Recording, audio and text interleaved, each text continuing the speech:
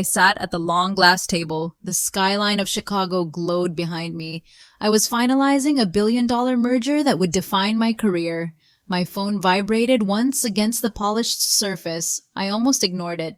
But then I saw the name, Richard Bennett, my father. I tapped the screen and read the message. "Don't come to the family gathering. It's best we cut ties." Andrew agrees. "This is for the business." 14 words. 34 years of trying to be good enough reduced to this. My chest tightened. I swallowed the ache, glancing at my colleagues. No one noticed the storm behind my calm face. I set the phone down. I kept my voice steady as I continued the meeting. But inside, something shifted. A quiet finality. Tomorrow, I thought I would decide what came next. My mind drifted back as I listened to the murmured voices in the conference room. My family always looked perfect from the outside. The Bennetts of Boston, 4 stories of polished brick and shining brass, gardens trimmed like museum exhibits. My father, Richard Bennett, built an empire from nothing. He liked people to remember that. My mother, Evelyn, curated every dinner, every gala, every family photograph. I could still hear my mother's cool voice.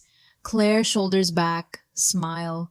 We are the Bennetts. Appearances mattered more than anything. If you looked successful, you were successful. Even as a child, I had sensed something hollow behind all the elegance. A constant tension. A fear that if we stopped performing, it would all fall apart. And now it had. My father's message proved it. From my earliest memories, there were rules. Not just normal ones, but silent expectations woven into every moment. Be graceful, be brilliant, be better than everyone, and never, ever question why.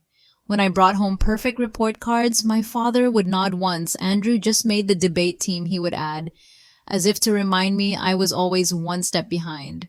My brother Andrew shone in every room. He knew how to make our parents proud. He laughed easily, shook hands firmly, looked the part. I was different, too serious, too honest. I cared more about fairness than advantage. That was my flaw. My mother's favorite phrase still echoed in my mind. "Remember, Claire, the family comes first, your feelings come second."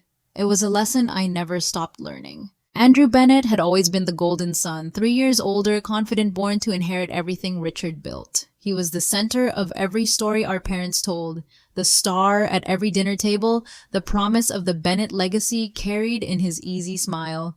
When Andrew closed his first property deal, our father threw a lavish party. Crystal glasses, white roses, and speeches about destiny. I stood at the edge of the celebration. I held my glass of champagne and tried to feel happy for him. But all I felt was small, invisible. Even then, I knew nothing I did would ever match the glow of my brother's achievements. Andrew never gloated. He never tried to overshadow me, but his success was a silent reminder. I was just the daughter, good enough only when useful, never quite enough to be chosen first. I spent my teenage years chasing a moving target. No matter how hard I worked, the finish line shifted. When I won a statewide essay contest, my mother scheduled a hair appointment during the interview. "We must look appropriate," Evelyn said, brushing my hair with brisk, cold strokes.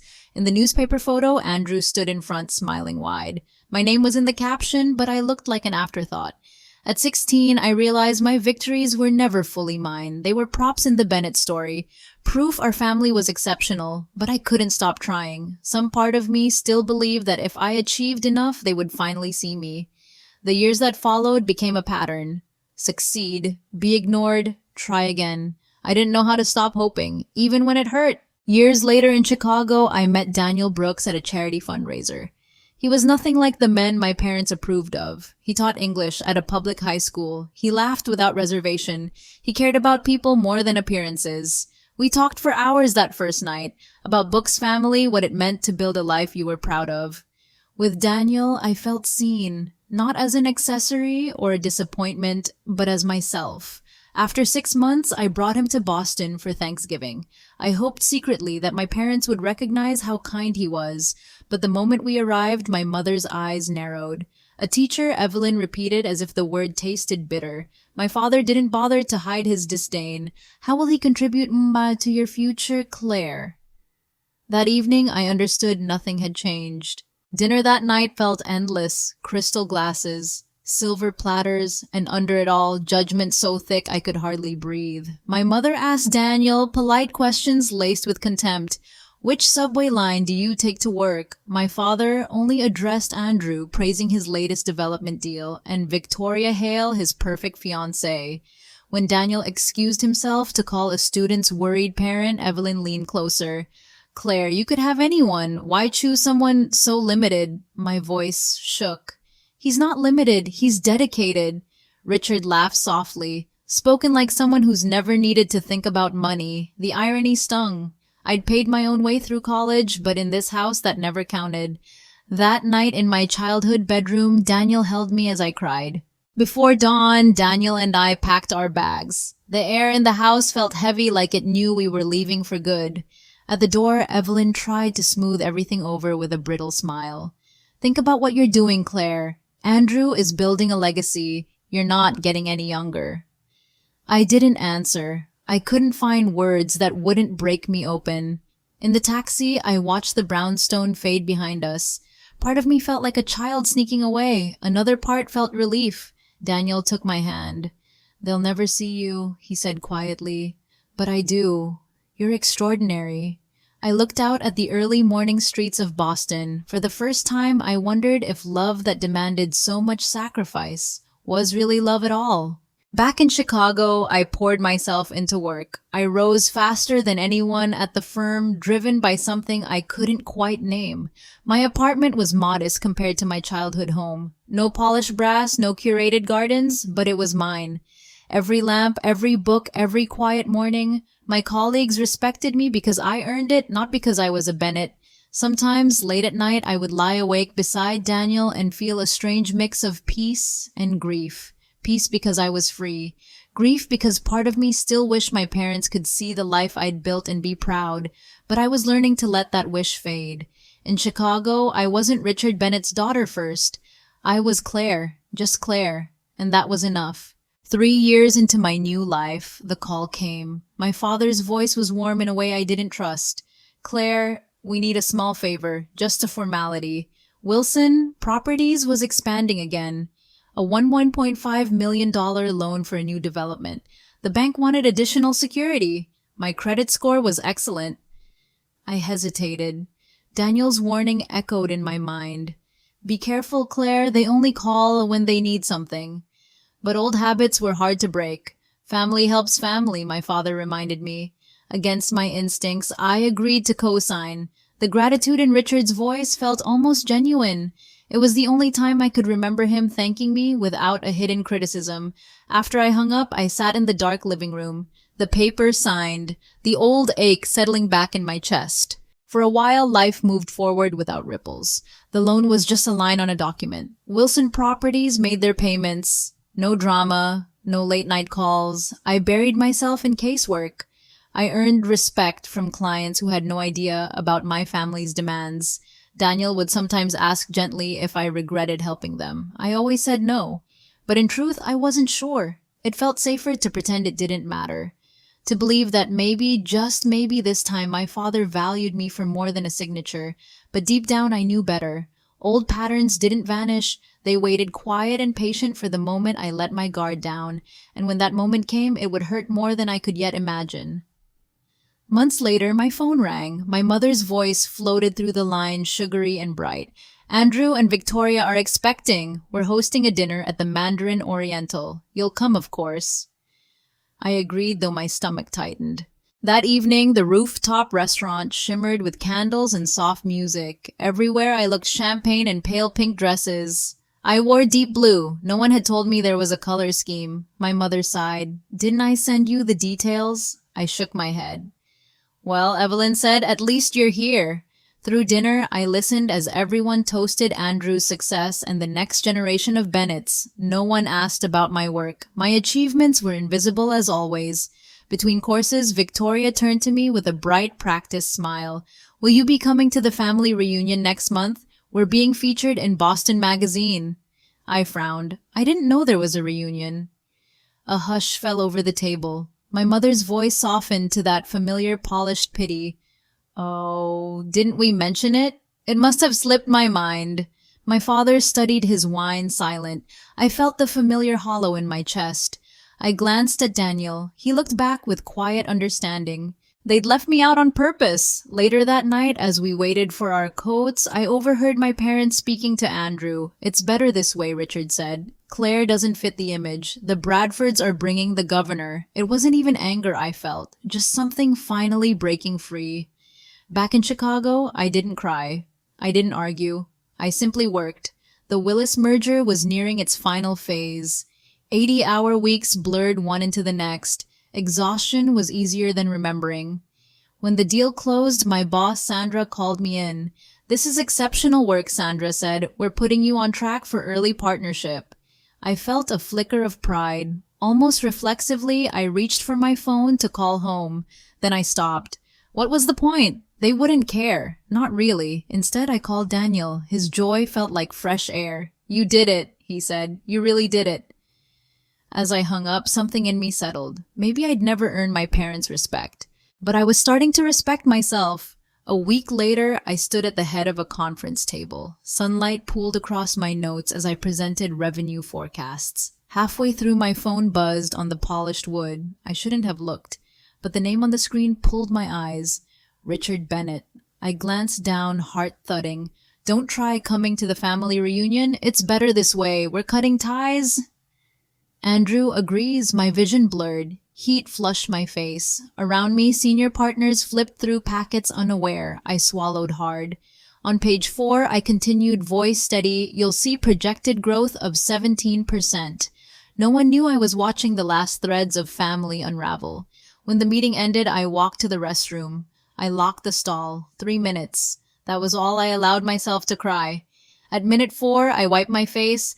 I reapplied my lipstick. No one would see me break. Not today. Back in my office, I sat at my desk and stared at the message. 14 words that ended decades of trying. My fingers hovered over the keyboard. I could have written pages. I could have told them how much it hurt, how tired I was of being measured and found lacking. Instead, I typed one word. Understood. I pressed send. For a moment, I felt hollow. Then something surprising relief. This was an ending I hadn't chosen, but maybe it was the one I needed. I picked up my phone and called Daniel. "They finally did it," I said. "They cut me off." He was quiet, then simply asked, "What do you want to do now?" After the call, I sat alone. The office was quiet except for the hum of the city below. I opened my laptop and pulled up the loan documents, the $1.5 million I had guaranteed, the one tie still binding me to them.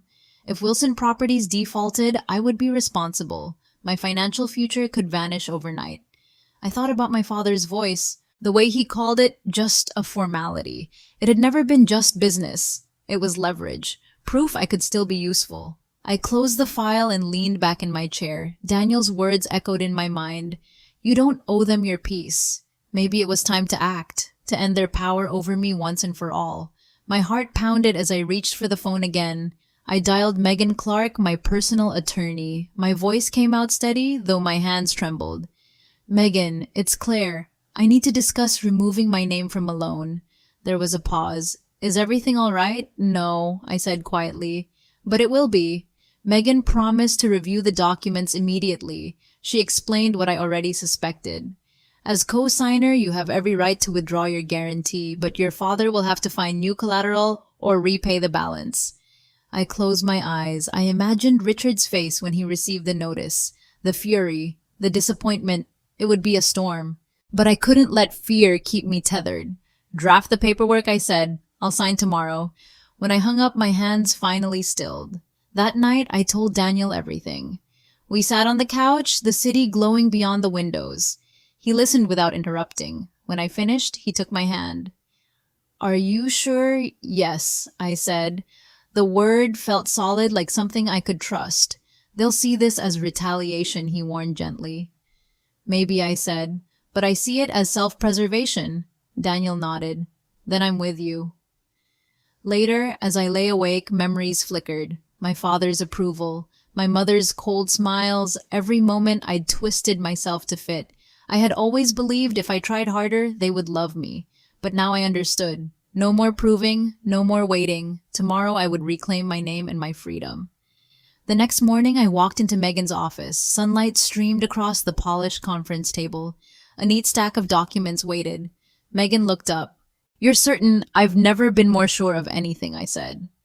I sat down, pen in hand. My heart thumped steady and calm. Each signature felt like a small release. A door closing behind me.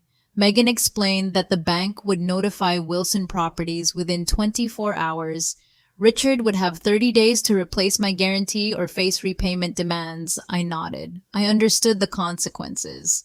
When I signed the last page, I exhaled. The weight I'd carried for years eased off my shoulders. Megan placed a hand over mine. "You're doing the right thing." I almost smiled. For the first time, I believed it. The bank's conference room felt cold and impersonal. Calvin Moore, the loan officer, reviewed my paperwork with practiced detachment. "Ms. Bennett, removing yourself as guarantor is your right," he said, sliding a copy toward me. "Have there been any payment issues?" I asked. Calvin shook his head. "None. But your guarantee secured favorable terms. Without it, Wilson Properties must provide additional collateral within 30 days. I nodded, feeling strangely calm. As he left to process the forms, I turned to the window. The Bennett headquarters stood only blocks away, gleaming with its glass and steel, a tower I'd never been welcome in. Megan's voice was soft behind me. "You understand this could force them to liquidate assets?" "Yes," I whispered. "And that's their problem now." I felt no guilt, only clarity. By dawn the next day, I was at my desk. Coffee in hand, focus locked on the Willis merger files. At 9:17 a.m. Eastern Time, the bank's notice landed on Richard Bennett's desk. My phone lit up seconds later. First my father, then my mother, Andrew. Unknown numbers I didn't recognize. I silenced the calls, my hands steady. By lunchtime, there were 17 voicemails, my father's voice tight with fury. "What you've done is completely unacceptable. Call me immediately," my mother's voice sharp with panic. "Claire, fix this. You're tearing the family apart." Andrew's voice low and strained. "Becca, please. You don't understand what you've set in motion." I set the phone aside and kept working. For the first time, their crisis wasn't mine to solve. At 3 in the afternoon, my colleague Alicia tapped on my door.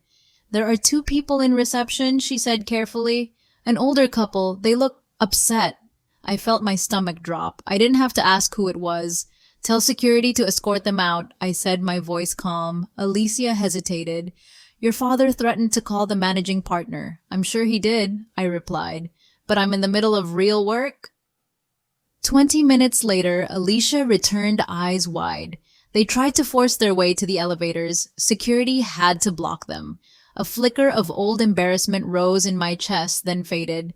"I'm sorry they put you in that position," I said softly. Alicia shook her head. "Don't be.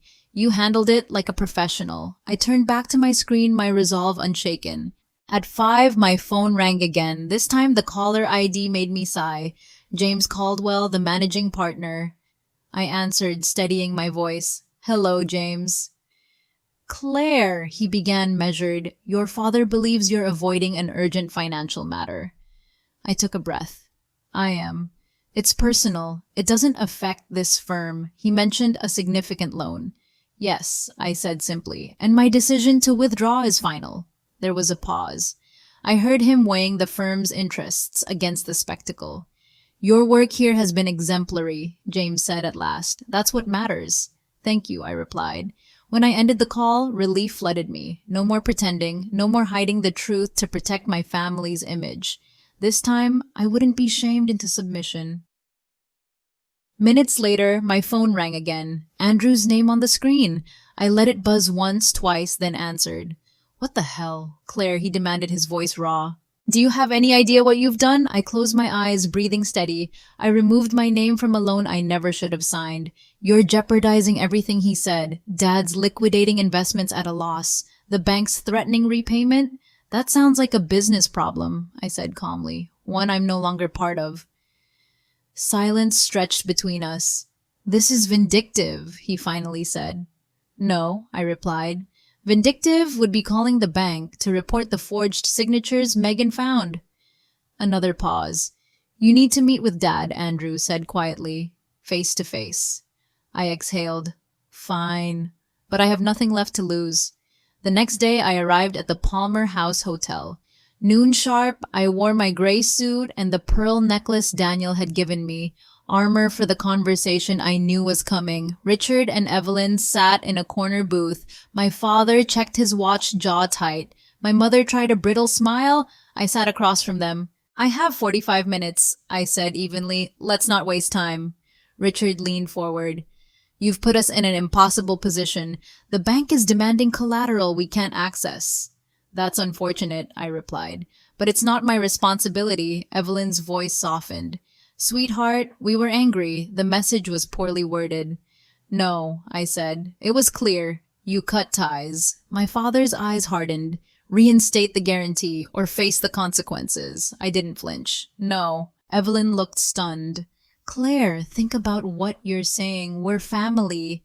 I met my mother's eyes. Are we, or am I just useful when you need something signed? Richard's voice sharpened. Your lifestyle, your choices, they don't fit the Bennett legacy. We can't risk our reputation. I felt something in my chest go quiet, like a door clicking shut. Then why did you want my name on that loan? I asked softly. He hesitated. Just for a breath. Because your credit secured better terms, he admitted. It was practical. Evelyn's face went pale. I nodded slowly. Thank you for finally telling the truth. Across the table, I saw it clearly. They were never going to love me without conditions, and I was done pretending otherwise. A shadow fell across the table as Andrew walked up out of breath. Sorry I'm late, he said, glancing at me. Traffic. Richard didn't look at him. We've finished here. She refuses to cooperate. Andrew pulled out a chair anyway. Claire, please, hear me out. My father's jaw tightened. You're wasting your time. Andrew ignored him. There's something you don't know about the loan. Richard's voice rose. Andrew. No, Andrew said quietly. This ends now. He turned to me, his eyes tired. Dad didn't just need your credit for better terms. Without it, Wilson Properties would have gone under. They were overextended. Badly. I felt my pulse thud in my ears. So you used me, I whispered. Richard's silence was the only answer I needed. Evelyn stared at Richard, voice shaking. Is that true? You risked everything and didn't tell me? He looked away, jaw clenched. Business has risks. I did what I had to. I gripped the edge of the table. When you asked me to co-sign, you were hiding the truth. Richard's eyes met mine, cold and unflinching. You've always been too emotional to understand what's necessary. Andrew shook his head. Don't do that. Don't blame her for your choices. I swallowed, my voice low. You used me as a safety net, not as a daughter. For a moment, no one spoke. The hum of the lobby, the clink of silverware felt surreal. Finally, I leaned back in my chair. This conversation is over, I said. Richard's face reddened. You'll regret this, but I already knew I wouldn't. Andrew didn't move. His eyes stayed on me. There's more, he said, voice rough. Richard's head snapped toward him. Andrew, enough. No, Andrew whispered. She deserves to know. He reached into his briefcase and pulled out 2 documents. He slid them across the table. I looked down. Loan agreements. My signature at the bottom. I felt my breath catch. I never signed these. Andrew nodded slowly. I had our financial officer check. They're forgeries. Evelyn gasped.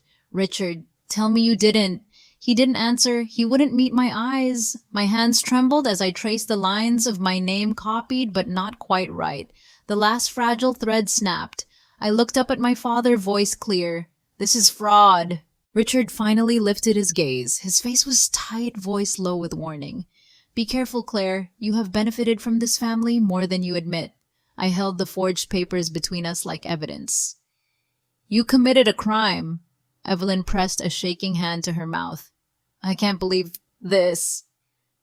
Andrew's voice broke the silence. I'm sorry, Claire. I should have questioned everything sooner. Richard leaned in, eyes sharp. If you think you'll ruin me over a technicality, you're mistaken. You owe this family. I exhaled, feeling my heart steady. No, I don't. He stood abruptly, the chair scraping across marble. You have 24 hours to reconsider, or we'll explore legal action for damages. I didn't flinch. Do what you need to, and for the first time, I meant it. When Richard stormed off, Evelyn followed, her eyes wet with confusion. Andrew stayed seated, shoulders heavy. He looked smaller, without our father beside him. "I'm sorry," he said quietly. "For all of it, for not standing up sooner." I studied him, unsure what to feel. This was the brother I had loved once, the one who used to protect me before the family expectations swallowed us both. "Why now?" I asked. My voice was tired, not angry. He hesitated. "Because I'm going to be a father, and I can't let my child grow up thinking this is normal. That love is something you have to earn." A long silence stretched between us. "I miss my sister," he whispered. My throat tightened. "I missed you too," I said. We sat together in the quiet lobby. For once there was no pretense, no polished words, just truth. Andrew rubbed his hands over his face. "I don't expect you to forgive me. I just needed you to hear it from me, not from him."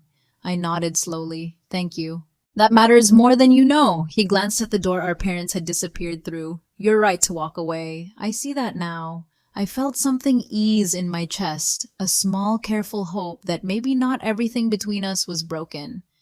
"What will you do?" I asked. "I don't know yet," Andrew admitted, "but I'm done pretending any of this is normal." I believed him.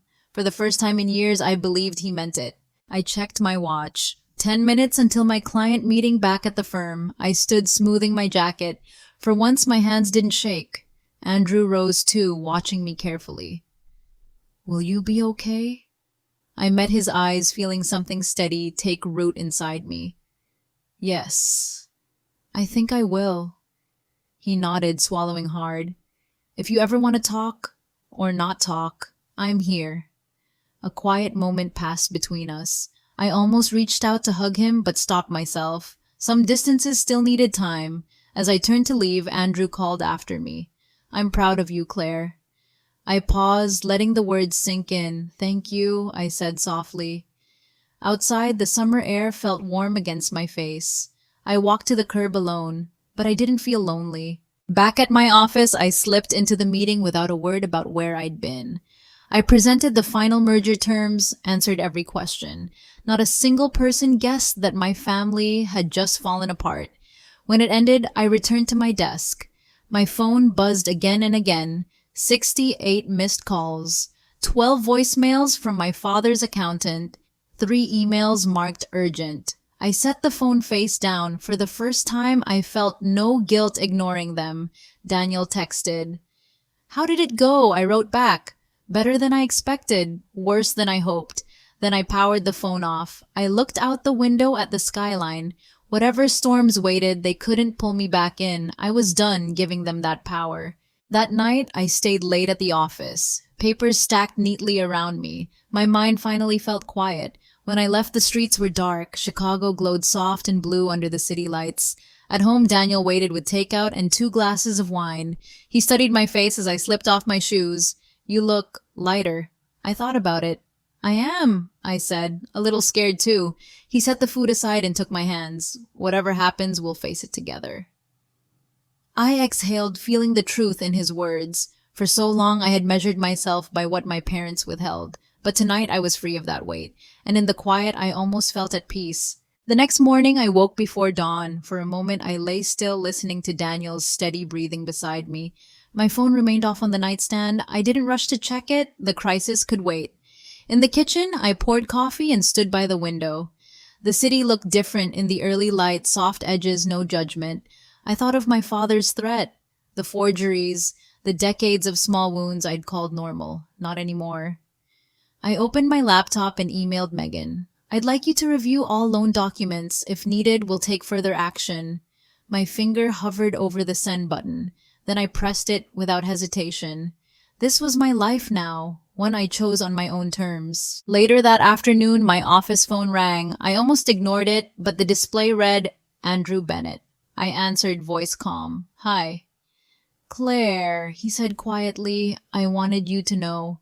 Dad's lawyers advised him to drop everything. They don't want the forged documents exposed." I closed my eyes, relief mingling with sadness. "I figured as much." "He's furious," Andrew continued. "But it's over. Really over." For a moment, neither of us spoke. Then he added, almost shy, Mom's staying with Aunt Louise. She said to tell you. She's sorry. I let out a breath I hadn't known I was holding. Thank you for telling me, I said. When I hung up, I felt it clearly. No more threats, no more pretending, just an open space where my own life could finally begin. That evening, I sat on the balcony, a glass of wine in my hand. The skyline shimmered under the setting sun. Chicago had never looked more like home. Daniel joined me, resting his palm over mine. You okay? I thought about everything. The fight, the loss, the quiet I felt now. I am, I said slowly. It hurts, but it's a clean hurt. He nodded. Sometimes that's the start of something better. I leaned against his shoulder, feeling the truth settle in my chest. For years, I'd believed love meant sacrifice, that family meant erasing yourself to belong. Tonight, I knew different. I hadn't lost a family, I'd lost an illusion. And in its place, I'd found something real, my own worth, my own peace. Weeks later, I stood by the window of my office. My name was now etched on the glass, Claire Bennett, Senior Associate. I traced the letters with my fingertip, feeling something like pride. My phone buzzed with a message from Andrew. Dinner next month, just us. I smiled. Maybe some things could be rebuilt piece by piece. Daniel was planning our engagement celebration. My mother had sent a card, no excuses this time, just a simple line. I hope you're happy. For once, I believed it. I looked out at the city I'd claimed for myself. I thought of everyone who had felt invisible, unworthy, small, and I whispered more to myself than anyone, you deserve more. You always did. If my story meant anything, it was this: freedom is worth the hardest goodbye.